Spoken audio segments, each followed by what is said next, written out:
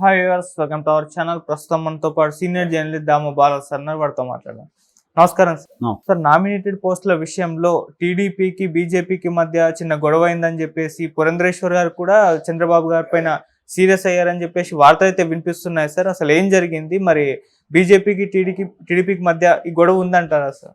ఇప్పుడు 2 నెలల పైన అయింది. ఇప్పటివరకు అయితే టీడీపీ బీజేపీ మధ్య కానీ, టీడీపీ జనసేన మధ్య కానీ పై స్థాయి గొడవలు అయితే ఏం లేదు. చిన్న చిన్న ప్రాబ్లమ్స్ అయితే ఉన్నాయి.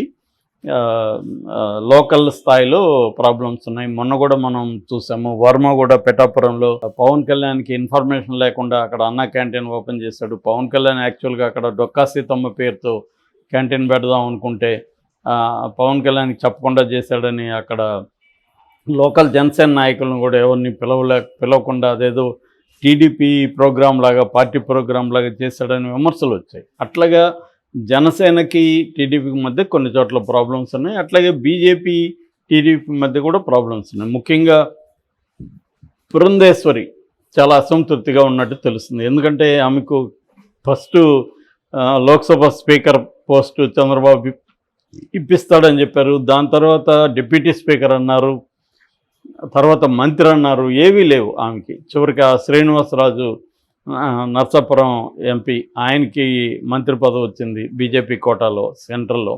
ఇక్కడేమో రాష్ట్రంలో ఏమో ఆమె వ్యతిరేకించే సత్యకుమార్కి ఇచ్చారని చెప్తున్నారు. సత్యకుమార్కి ఆమె అంత ఇది లేదని చెప్తున్నారు. సో ఆ రకంగా ఆమె మాట ఇటు సెంట్రల్లో కానీ ఇటు స్టేట్లో కానీ చెల్లలేదు. ఆమె ఎంతో హెల్ప్ చేసింది చంద్రబాబుకి.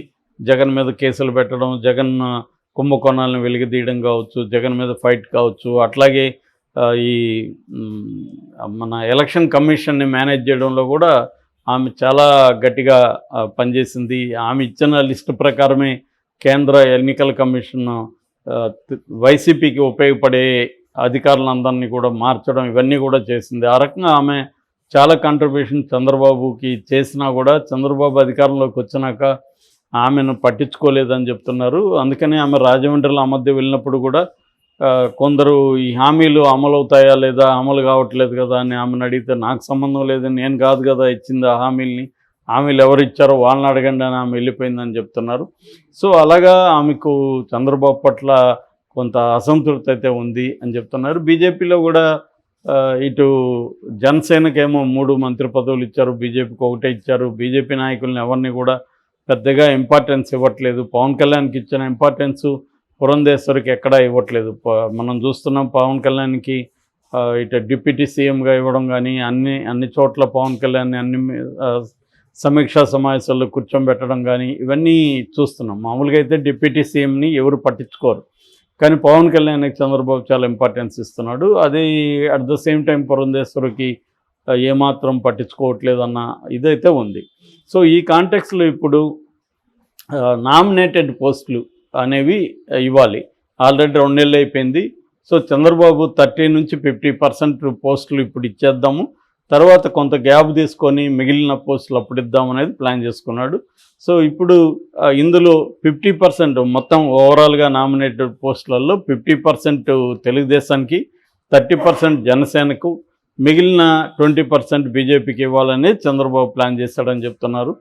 అయితే బీజేపీ దానికి ఒప్పుకోకుండా మాకు ఇంకా ఎక్కువ కావాలి, మేము చాలా పనిచేస్తాం, మీకు అసలు మోడీ అండలేకపోతే మీరు గెలిచేది కష్టమయ్యేది, సీఎం అయ్యేది కష్టమయ్యేది, అలాంటిది మమ్మల్ని పక్కన పెడితే మీరు మమ్మల్ని థర్డ్ దీంట్లోకి తీసేసి చేస్తే కరెక్ట్ కాదని వాళ్ళు అడుగుతున్నట్టుగా ఉన్నారు. దాంతో చంద్రబాబు ఇప్పుడు దీన్ని పోస్ట్పోన్ చేసేసాడు. ఇప్పటికిప్పుడు ఇవ్వడం కష్టమైపోతుందని చెప్పి పోస్ట్పోన్ చేసి దీన్ని అక్టోబర్లో చూద్దాం అన్నట్టుగా నెట్టేశాడని చెప్తున్నారు. నెక్స్ట్ మంత్ ఎండ్ కల్లా. అంటే ఇప్పటి వరకు బయటికైతే వీళ్ళ మధ్య ఇబ్బందులు ఏమీ కనిపించలేదు, కానీ లోపల ముఖ్యంగా పదవుల పంపకంలో ఇబ్బందులు ఉన్నాయి. ఎందుకంటే చంద్రబాబు ప్రాబ్లం ఏంటంటే ఆయన అనేక మందికి రకరకాల హామీలు ఇచ్చి చాలామంది సీనియర్లకు కూడా ఆయన ఎమ్మెల్యే టికెట్లు ఇవ్వలేదు. ఈసారి గెలుస్తారనుకున్న వాళ్ళకే ఇచ్చాడు. అందువల్ల వాళ్ళందరినీ ఇప్పుడు అకామిడేట్ చేయాల్సి ఉంది సీనియర్స్ అంతా. అట్లాగే లోకేష్ కోటరీ ఒకటి సపరేట్గా ఉంటుంది తెలుగుదేశంలో. సో లోకేష్ కోటరీకి ఫస్ట్ ప్రిఫరెన్స్ ఇవ్వాలి, వాళ్ళకి ఇవ్వాలి. ఇది కాకుండా పవన్ కళ్యాణ్కి కనీసం 30% పోస్టులు ఇకపోతే పవన్ కళ్యాణ్ వైపు నుంచి ఇబ్బందులు ఉన్నాయి. సో పవన్ కళ్యాణ్ కూడా డిమాండ్ చేస్తున్నాడు ఎందుకంటే 10 ఏళ్ళుగా పవన్ కళ్యాణ్ నమ్ముకొని జనసేన నమ్ముకొని ఉన్న నాయకులు వివిధ జిల్లాల్లో ఉన్నారు. వాళ్ళల్లో మేజర్గా పనిచేసిన వాళ్ళని అకామిడేట్ చేయాల్సిన అవసరం పవన్ కళ్యాణ్కి ఉంటుంది.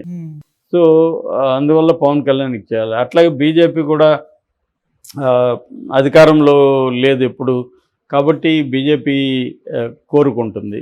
ఇలాగా వీళ్ళందరినీ అకామిడేట్ చేయడం అనేది చంద్రబాబు చాలా ప్రాబ్లం. ఇంకోవైపు వైసీపీ నుంచి కొంతమంది చేరారు, వాళ్ళకి ఎమ్మెల్యే టికెట్లు ఇవ్వలేకపోయాడు చంద్రబాబు. సో అలాంటి వాళ్ళని కొంతమందిని అకామిడేట్ చేయాలి. సో ఇలాంటి రకరకాల ఇష్యూలు ఉన్నాయి కాబట్టి నామినేటెడ్ పోస్టులు అనేవి బీజేపీకి ఎన్ని ఇవ్వాలి ఏంటి అనే దగ్గర క్లారిటీ అయితే రావట్లేదు. చంద్రబాబు అనుకున్నట్టు చేయడానికి ఇబ్బందులు ఎదురవుతున్నాయి. ఖచ్చితంగా పురంధేశ్వరి దీన్ని గట్టిగానే వ్యతిరేకిస్తుందని చెప్తుంది. అయితే బీజేపీకి పురంధేశ్వరికి కేంద్రం నుంచి కేంద్ర బీజేపీ పెద్దల నుంచి ఉన్న ఆదేశాలు ఏంటంటే చంద్రబాబుని ఇప్పటికిప్పుడు మీరు మరీ ప్రెజర్ చేయకండి, చంద్రబాబుని బ్లాక్మెయిల్ చేయడం లేకపోతే ప్రెజర్ చేయడం చేయకండి మీరు, ఎందుకంటే ఆయన మనకి ఇక్కడ అవసరం కాబట్టి అనేది చెప్పారని చెప్తున్నారు. అందుకనే బీజేపీలో ఎంత అసంతృప్తి ఉన్నా అది బయటికి రావట్లేదు. ఎందుకంటే రేపొద్దున వాళ్ళు కంట్రోల్ చేస్తున్నారు కేంద్రం నుంచి. కేంద్రంలో చంద్రబాబు రోల్ ఇంపార్టెంట్ కాబట్టి చంద్రబాబు కానీ విత్డ్రా చేసుకుంటే వాళ్ళకి ఇబ్బంది కాబట్టి చంద్రబాబుని హర్ట్ కాకుండా చూసుకోవడం వీలైన విషయాల్లో, మిగతా విషయాల్లో చంద్రబాబు ఎలాగో వాళ్ళ కంట్రోల్లోనే ఉన్నాడు. వాళ్ళని ధిక్కరించే పరిస్థితి ఏం చంద్రబాబుకి లేదు. అట్ ద సేమ్ టైం ఆయనకి అనేక సమస్యలు క్రియేట్ చేస్తే ఇబ్బంది అవుతుంది కాబట్టి ఎక్కడ కుదిరితే అక్కడ ఆయనకి సమస్య లేకుండా చూసుకోవడం అనేది ఇప్పుడు బీజేపీ పెద్దల వ్యూహంగా చెప్తున్నారు. సో ఈ కాంటెక్స్ట్లో చంద్రబాబు ఖచ్చితంగా ఇవన్నీ ఆయనకి ఇబ్బందులు ఉంటాయి. ఎందుకంటే ఏ కోయిలేషన్ ప్రభుత్వంలో అయినా ఇబ్బందులు ఉంటాయి. వాళ్ళకి రకరకాల పదవులు ఆశిస్తారు, అందరికీ పంచే అన్ని పదవులు ఏమి ఉండవాడా, రెండోది తనను తెలుగుదేశాన్ని నమ్ముకున్న వాళ్ళకి న్యాయం చేయాలి.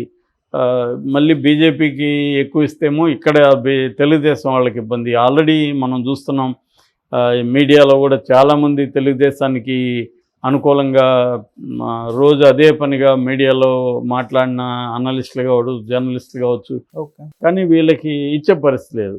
అందుకని చంద్రబాబు తెలియక ఏం చేస్తుంటాడంటే తన మనుషుల్ని కొంతమందిని జనసేనలోకి బీజేపీలోకి పంపించి ఆ కోటాలో కూడా తన మనుషులకి ఇచ్చే టాక్టిక్స్ చంద్రబాబు ఎప్పటి నుంచో ఫాలో అవుతాడు. ఇట్లాంటి టాక్టిక్స్ ఇప్పుడు అదే చేస్తున్నాడు.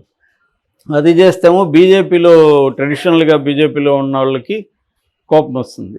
మాకు ఇవ్వకుండా చంద్రబాబు ప్లాంట్గా వాళ్ళని ఇక్కడ ఇంప్లాంట్ చేసి వాళ్ళకి మళ్ళీ ఇస్తున్నాడు.